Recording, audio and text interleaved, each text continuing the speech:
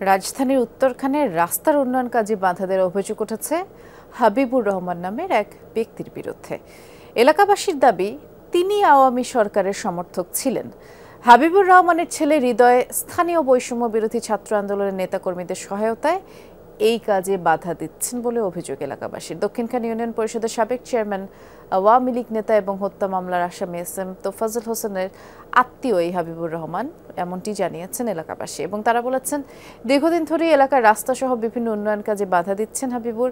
তার বাড়ির সামনে যতটা জায়গা রাস্তার জন্য ছাড়ার কথা তা তিনি ছাড়েননি, এবং সেই সাথে পূর্বশত্রুতার জেরে এখন তিনি রাস্তার অপর পাশে থাকা একটি বাড়ির কিছু অংশ ভাঙার চেষ্টা করছেন।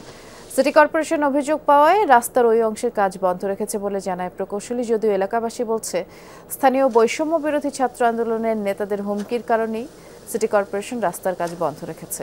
এই ঘটনায় আনুষ্ঠানিক অভিযোগ না পাওয়ায় কোনো ব্যবস্থা নেওয়া হয়নি বলে জানিয়েছে উত্তরখান থানা পুলিশ। চিফ ইঞ্জিনিয়ার স্যারের কাছে অভিযোগ গেছে আজকে, এবং চিফ ইঞ্জিনিয়ার স্যার আমাকে সন্ধ্যায় পাঠাইছে, টেক্সট করছে।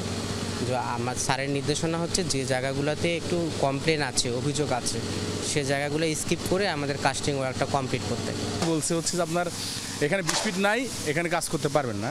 যে 20 ফিট হলে পরে আপনি কাজ করেন, না কাজ করেন। দেখলাম প্রায় 10 থেকে 15 জন ছেলে ফেলে নিয়ে আসছে।